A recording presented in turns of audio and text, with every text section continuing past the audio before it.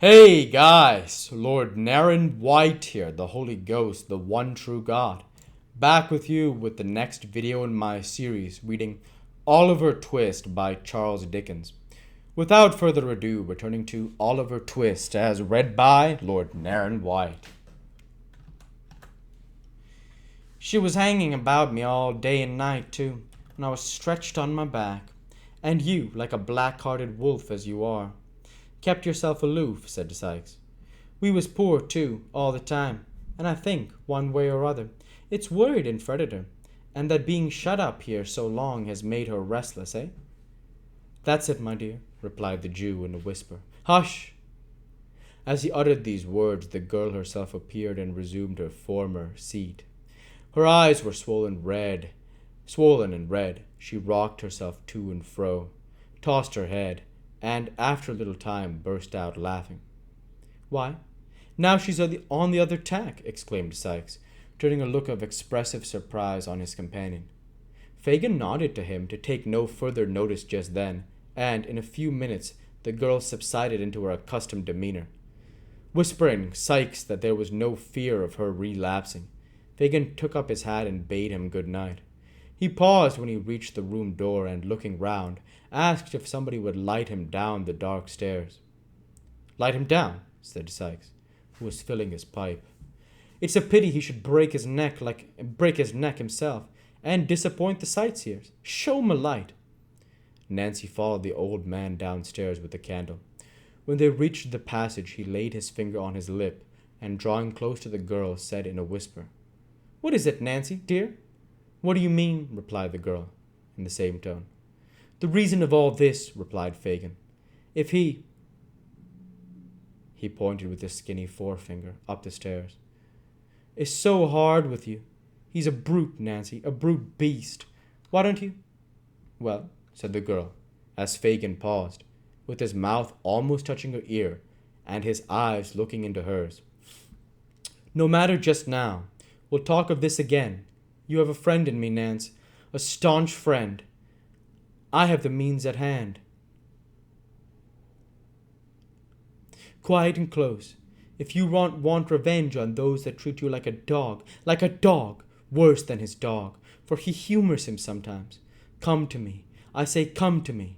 Here he is the mere hound of a day, but you know me of old, Nance. I know you well, replied the girls, without manifesting the least emotion. Good night.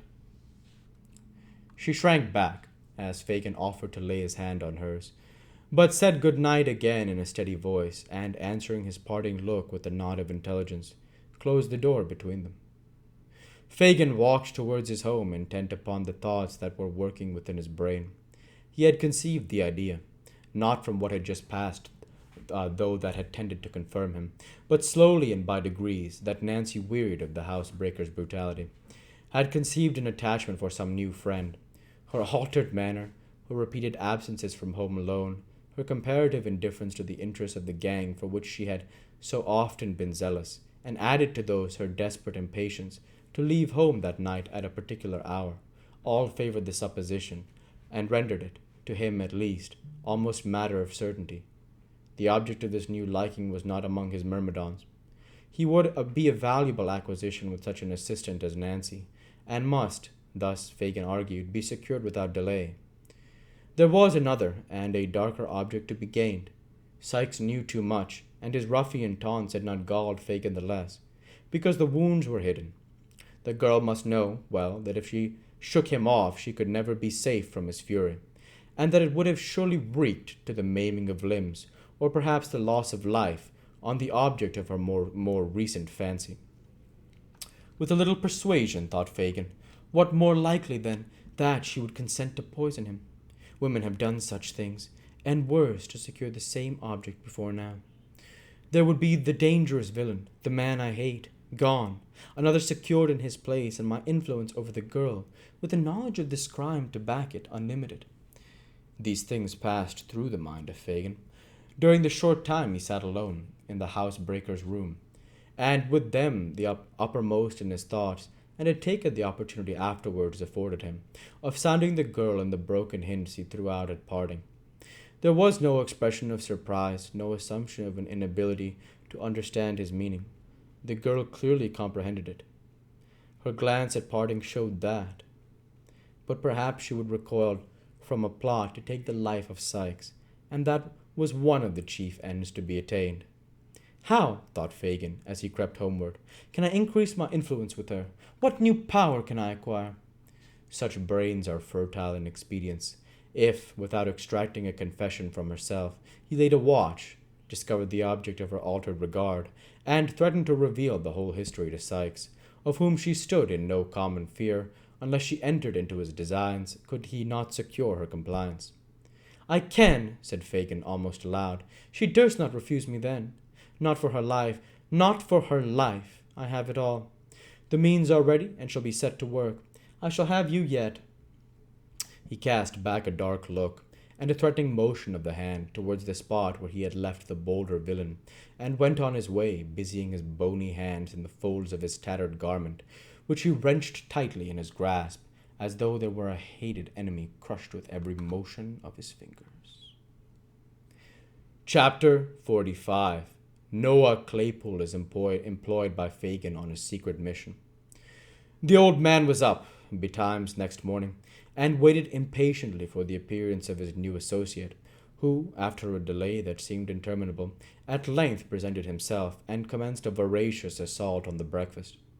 "Bolter," said Fagin, drawing up a chair and seating himself opposite Morris Bolter. "Well, here I am," returned Noah. "What's the matter? Don't you ask me to do anything till I have done eating? That's a great fault in this place. You never get time enough over your meals." "You can't talk as much as you can't eat, can't you?" said Fagin, cursing his dear young friend's greediness from the very bottom of his heart. "Oh, yes, I can talk. I get on better when I talk," said Noah, cutting a monstrous slice of bread. "Where's Charlotte?" "Out," said Fagin. "I sent her out this morning with the other young woman, because I wanted us to be alone." "Oh," said Noah, "I wish you ordered me to make some buttered toast first." "Well, talk away. You won't interrupt me." There seemed indeed no great fear of anything interrupting him, as he evidently sat down with a determination to do a great deal of business. "You did well yesterday, my dear," said Fagin. "Beautiful. 6 shillings and 9 pence. Halfpenny on the very first day. The kinchin lay will be a fortune to you." "Don't you forget to add 3 pint pots and a milk can," said Mr. Bolter. No, my dear. The pint pots were great strokes of genius, but the milk can was a perfect masterpiece." "Pretty well, I think, for a beginner," remarked Mr. Bolter complacently. "The pots I took off area railings, and the milk can was standing by itself outside a public house. I thought it might get rusty with the rain, or catch cold, you know." Fagin affected to laugh very heartily, and Mr. Bolter, having had his laugh up, took a series of large bites, which his first hunk of bread and butter assisted himself to a second. "I want you, Bolter," said Fagin, leaning over the table, "to do a piece of work for me, my dear, that needs great care and caution." "I say," rejoined Bolter, "don't you go shoving me into danger, or sending me any more your police officers. That don't suit me, that don't, and so I tell you." "That's not the smallest danger in it. Not the very smallest," said the Jew. "It's only to dodge a woman." "An old woman?" demanded Mr. Bolter. "A young one," replied Fagin. "I can do that pretty well, I know," said Bolter. "I was a regular cunning sneak when I was at school. What am I to dodge her for? Not to do anything, but to tell me where she goes and who she sees, and if possible, what she says, to remember the street, if it is a street, or the house, if it is a house, and to bring me back all the information you can." "What'll you give me?" asked Noah, setting down his cup and looking his employer eagerly in the face. "If you do it well, £1, my dear. £1, said Fagin, wishing to interest him in the cent as much as possible. "And that's what I never gave yet, for any job of work where there wasn't valuable consideration to be gained." "Who is she?" inquired Noah. "One of us." "Oh, Lord," cried Noah, curling up his nose. "You're doubtful of her, are you?" "She had found out some new friends, my dear, and I must know who they are," replied Fagin. "I see," said Noah.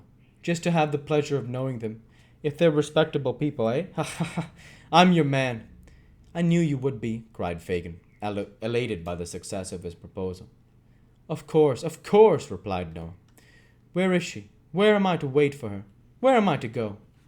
All that, my dear, you shall hear from me. I'll point her out at the proper time, said Fagin.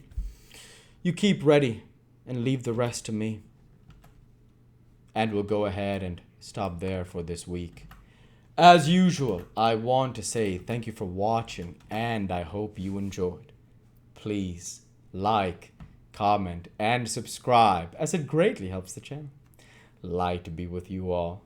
Take care, and thanks again.